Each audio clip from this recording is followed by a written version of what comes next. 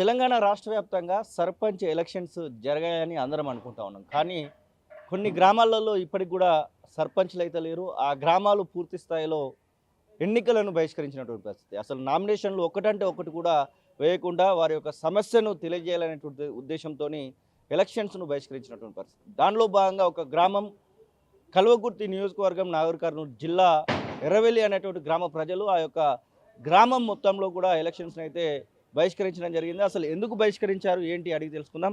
Brother, మీ ఊర్లో elections బహిష్కరించారని తెలుస్తా ఉంది. ఎందుకు బహిష్కరించారు అసలు మీరు? నా పేరు ప్రకాష్ అన్న. నాగర్ కర్నూలు జిల్లా కల్వకుర్తి నియోజకవర్గం చారకొండ మండలం ఎర్రవెల్లి గ్రామం. అయితే ఈ 2016-17లో గత కేసీఆర్ గవర్నమెంట్లో ఈ డిండి ఎత్తిపోతల పథకం అని చెప్పి ఒక బూటకపు ఒక ఒక పథకాన్ని మా ఉమ్మడి పాలమూరు జిల్లా పైన అప్పటి ప్రభుత్వం నియంత్ర ప్రభుత్వం మా పైన రుద్దారు సార్. దాంట్లో భాగంగా ఈ డిండి లిఫ్ట్లో భాగంగా ఎర్రవెల్లి గోకారం అనే రిజర్వాయర్లో ఎర్రవెల్లి తాండా ముంపుకు గురవుతున్నాయి సార్. అయితే మేము స్టార్టింగ్లో అప్పుడు భూసేకరణ చేసినప్పటికీ మాకేందంటే అబద్ధాలు చెప్పారు సార్. భూసేకరణ ఎక్కడ పారదర్శకంగా జరగలేదు. ఇది మేము ఈ రోజు చెప్తలేము. గత 8 ఏళ్ళగా మేము పోరాటం చేస్తున్నాం. గత ప్రభుత్వంలో అయితే మమ్మల్ని కనీసం టెంట్ కూడా వేయకుండా అంత నియంత్రించారు మమ్మల్ని ఊర్లోనే. అయితే ఈ కాలువ అని చెప్పేసి అబద్ధపు ప్రచారం చేసి సంతకాలు పెట్టించుకున్న తర్వాత రిజర్వాయర్ అని చెప్పేసి అని మేము చెప్పేసి మేము దానికి అపోజ్ చేసినాం. అపోజ్ చేసి ఇది మేము కొంచెం చైతన్యమైన తర్వాత మేము సంతకాలు పెట్టాము, మీరు ఇట్లా అబద్ధాలు చెప్పారు కదా అని చెప్పేసి అప్పుడు మాకు భయపెట్టించారు సార్. ఎందుకంటే మీరు పెట్టకపోయినా మీ భూమి పోవడం ఖాయం, మీరు పెడితేనేమో ఓకే, లేకపోతే మీకు వచ్చిన పైసలు కూడా రావు, మీ భూమి తీసుకోవడం తప్పదని చెప్పేసి భయభ్రాంతులకు గురి చేసి అక్కడ ఉన్న అమాయకులను, అక్కడ కేవలం ఎస్సీ ఎస్టీ బీసీలు ఉంటారు సార్. ఓసీ కులం అనేది ఉండదు. మొత్తం అట్టాడుగు విద్యాపరంగా రాజకీయ పరంగా సామాజికంగా చైతన్యం లేదు కాబట్టి అదే అడ్వాంటేజ్గా తీసుకొని గత గవర్నమెంట్ మమ్మల్ని అక్రమంగా భూమి లాక్కున్నారు సార్. కొంతమంది సంతకాలు పెట్టకపోయినప్పటికీ ఫోర్జరీ సంతకాలతోని బలవంతం సేకరణ చేశారు. నష్టపరిహారం కూడా మాకు సంబంధం లేదు సార్. ఎందుకంటే దాని ఫార్మాలిటీ ప్రకారం 3 గ్రామ సభలు పెడితే ఖచ్చితంగా మేము వ్యతిరేకించినాం. మా వ్యతిరేకతను, మా అభిప్రాయాలను లెక్క చేయకుండా అసలు వాళ్ళు అట్లా చేశారు.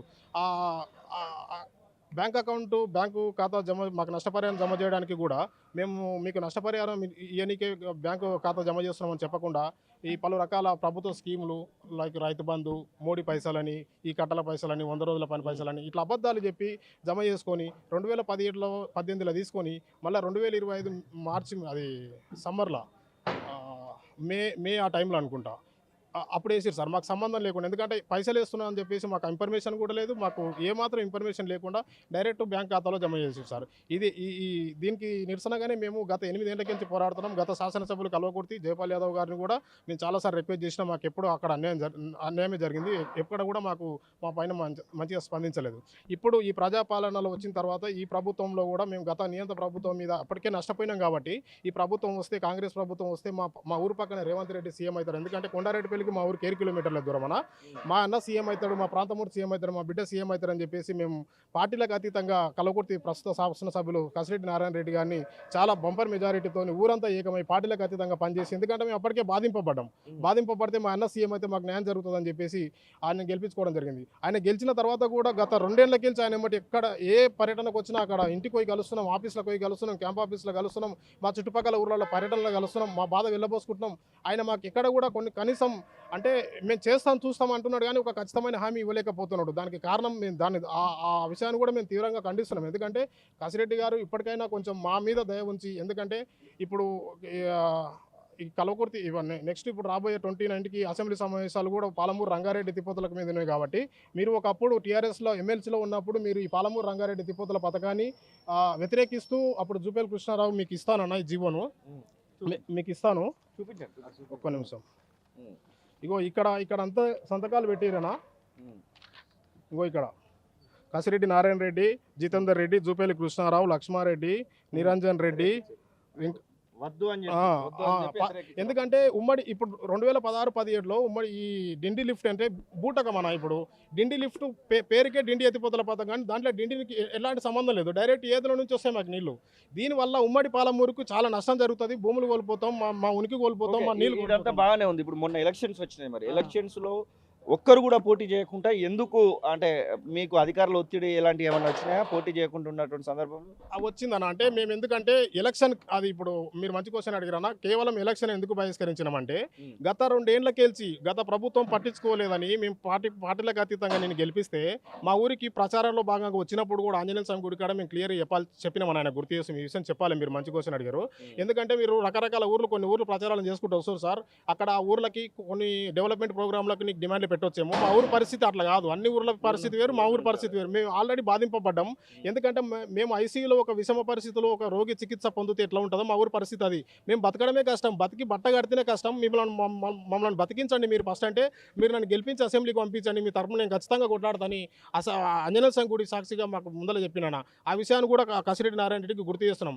అయితే ఈ రెండేళ్లలో అతనికి మేము చాలాసార్లు కలిస్తే ఏమైందంటే, గత నెల నవంబర్ 26 మన తెలంగాణ నవ తెలంగాణ అనే పేపర్లో, తెలుగు దినపత్రికల్లో R&R ప్రాథమిక నోటిఫికేషన్, పునరావాసం పునర్నిర్మాణం అనే ప్యాకేజ్ ఉంటుందన్న, డిస్ప్లేస్మెంట్ అన్నప్పుడు దాని నోటిఫికేషన్ ఇచ్చారన్న. ఎందుకంటే 8 ఏళ్ళకెళ్ళి మా డిమాండ్ ఏంటంటే ప్రత్యేకంగా మా ఊరు మునుగొద్దు. ఎందుకంటే అక్కడ ఆల్టర్నేటివ్ ప్రత్యామ్నాయం ఉంది. గోకారం చెరువు అనేది 700-800 ఎకరాలు ఉంటుందన్న. మేము ఫస్ట్ నుంచి అనేది చెప్తున్నాం. గత ప్రభుత్వం అయితే పట్టించుకోపోలేదు, అది వాళ్ళు పోయిర్రు. మీరు కూడా ఇట్లా చేసి ఎట్లా? ఎందుకంటే 800 ఎకరాల చెరువును పట్టించుకుని దాన్ని కొంచెం రీడిజైన్ చేసి అయిపోతుంది. మళ్ళీ అందులో ఉన్న అక్కడ చెరువు కట్టదింపారు. ఇప్పుడు ప్రస్తుతానికి చెరువు కట్టలేదు, అది చెరువే కాదు. ఇప్పుడు మొత్తం అక్రమంగా ఏ ప్రభుత్వం వచ్చినా ఇసుకదంతా అయిపోయింది అది. ఎందుకంటే దాని కిందనే 3-4 వేల ఎకరాల ఆయకట్టు ఉంటుంది. దానికి నిరసనగా 26 తారీఖు మీరు ఎట్లా ఇస్తారు R&R నోటిఫికేషన్ అని చెప్పేసి నిరసనగా 28 తారీఖు మా గ్రామ పంచాయతీలో సమావేశమైనాం. మూకమ్మడి ఎన్నికలు బహిష్కరించినాం. ఈ సర్పంచ్ ఎన్నికల్లో 3వ దశలో ఉన్న ఎన్నికల్లో సర్పంచ్ కానీ వార్డు మెంబర్ కానీ మేము అసలు ఒక నామినేషన్ కూడా లేదు. ఎందుకంటే లగచర్లలాగా మేము చేయాలంటే పెద్ద విషయం కాదు. ఒక బ్యూరోక్రాట్ మీద దాడి చేయడం ప్రజాస్వామ్యంలో వ్యతిరేకం అని చెప్పేసి, హింసకు దారి తీయొద్దని చెప్పేసి, ప్రజాస్వామ్యంలో శాంతియుతంగానే మేము దెబ్బ కొడతామని చెప్పేసి ప్రభుత్వానికి కొట్టినా కూడా ఇంతవరకు చీమ కొట్టినట్టు చేయకపోవడం శోచనీయం. ఎలక్షన్స్ అయిపోయినాయి, 22వ తారీఖు ప్రమాణ స్వీకారాలు కూడా అయిపోయినాయి. ఇప్పుడు దాదాపుగా 4-5 రోజులు కావస్తా ఉంది. ఎవరైనా అధికారం వచ్చి మరి ఎట్లా చేద్దాము ఏంటి అని చెప్పేసి అడగడము, లేకపోతే ఎవరైనా పొలిటికల్ లీడర్ వచ్చి కలవడము, అలాంటిది ఏమైనా జరిగిందా? అసలు జరగలేదన్న. మేము 2 తారీఖు నుంచి శాంతియుతంగా రిలే నిరాదీక్షలు అంబేద్కర్ విగ్రహం ముందు ఊర్లో 20 మా గ్రామంలో కూర్చున్నాము. ఎలక్షన్ ఇక మాది థర్డ్ ఫేజ్ కాబట్టి దానికి ఒక 3 డేస్ అయితే నామినేషన్ స్టార్ట్ అయితే అన్నప్పుడు లోకల్ ఆర్డీఓ కలవకుర్తి ఆర్డీఓ గారు జనార్దన్ రెడ్డి గారు అనుకుంటా, CI Veldanda CI, Kalwakurthy CI, Charagonda SI, Eldanda ఎస్ఐలు, సిఐలు గారు వచ్చారు. మీరు ప్రజాస్వామ్యంలో మీకు ఒక ప్రజాప్రతినిధి ఉంటాడు, సర్పంచ్ ఎన్నికలు పెట్టుకోండి, మీరు ఆయన ముందర పెట్టేసి మీరు మీరు సమస్యను ఇంకా దూరదృష్టికి తీసుకెళ్ళొచ్చు అన్నట్టుగా మాకు సజెషన్ ఇవ్వలేదండి. మేము దాన్ని కరాఖండిగా ఖండించినాం. ఎందుకంటే చెప్పిన 2017లో భూసేకరణ చేసినప్పుడు మాకు ఒక సర్పంచ్ ఉన్నాడు, ఒక కోరం ఉన్నది. అక్కడ మేము వ్యతిరేకించినాం. అయినా మా పైన ఆ ప్రభుత్వం బలవంతం చేసింది. ఈ ప్రభుత్వం కూడా మాకేం న్యాయం ఇప్పుడు సర్పంచ్ ఎలక్షన్ పెడతాం మేము, తర్వాత వాళ్ళు బలవంతంగా ఇప్పుడు R&R నోటిఫికేషన్ ఉంది కాబట్టి 60 రోజుల్లో ఒక గ్రామ సభ పెడతారు, మమ్మల్ని మేము వ్యతిరేకిస్తాం, బలవంతంగా మమ్మల్ని లేపుతారు. దీనికి నిరసనగా అన్నట్టు. ఎందుకంటే మాకు ఆల్రెడీ ముందు అన్యాయం జరిగింది కాబట్టి మాకు మళ్ళీ అన్యాయమే జరుగుతాయి. ప్రభుత్వాలు ఏమైనా ప్రజలకు అనుకూలంగా పనిచేస్తలేవని క్లియర్గా తెలుస్తుంది. ఈ ప్రజాపాలన ప్రభుత్వం ప్రజాప్రభుత్వం అని చెప్పుకుంటారు కదా, ఎర్రవెల్లి తాండాలం రిజర్వాయర్ ముంపు ఇచ్చి మాకు న్యాయం చేస్తేనే ఇది ప్రజాప్రభుత్వం అని మేము భావిస్తున్నాం. ఇప్పుడు సర్పంచ్ ఎలక్షన్స్ విషయంలో ఒకవేళ ఫోర్స్ చేసి ఎలక్షన్స్ మళ్ళీ పెట్టడానికి ఏమైనా ఆలోచనలు చేస్తే మీ నుంచి ఎలాంటి రెస్పాన్స్ వస్తుంది? బరాబర్ అన్న, మేము ఖండిస్తాం. ఎందుకు ఖండిస్తామంటే మాకు న్యాయం జరిగినంత వరకు మా డిమాండ్ ప్రస్తుతం ఒకటి, ఎర్రవెల్లి తండా ముంపు గురవకుండా మినహాయింపించేటట్టు ప్రభుత్వం నుండి క్లియర్గా మాకు ఒక జీవో రావాలి. ప్రస్తుతం మా 8 ఏళ్ల పోరాటాన్ని గుర్తించకుండా R&R ప్రాథమిక నోటిఫికేషన్ ఇస్తూ దాన్ని కూడా రద్దు చేయాలి. ఈ రెండు జీవోలు ఇచ్చినాయనుకో మేము బరాబర్ ఎలక్షన్ బహిష్కరిస్తాం. మేము ప్రజాస్వామ్యంలో ఎలక్షన్కి వ్యతిరేకం కాదు, ఒక నిరసన కార్యక్రమం అంతే. శాంతియుత నిరసన అతిపెద్ద దెబ్బ అని చెప్పేసి అనుకున్నాం, కానీ ఇంతవరకు స్పందించలేరు. ఒకవేళ ముందు కూడా స్పందించకపోతే దాని తదుపరి కార్యక్రమాలు మేము చేస్తున్నాం. ఈ లోకల్ ఇప్పుడు స్థానికంగా ఇప్పుడు 29 తారీఖు జరిగే అసెంబ్లీ సమావేశాల్లో ఈ గౌరవ కసిరెడ్డి గారు ఇప్పటికైనా స్పందించి మాకు న్యాయం చేయగలుగుతారని దాని ఒత్తిడిలో కార్యక్రమంలో భాగంగా మేము 21 తారీఖు నాడు సుందరయ్య విజ్ఞాన కేంద్రంలో రౌండ్ టేబుల్ సమావేశం పెట్టాం. రేపు కల్వకుర్తిలో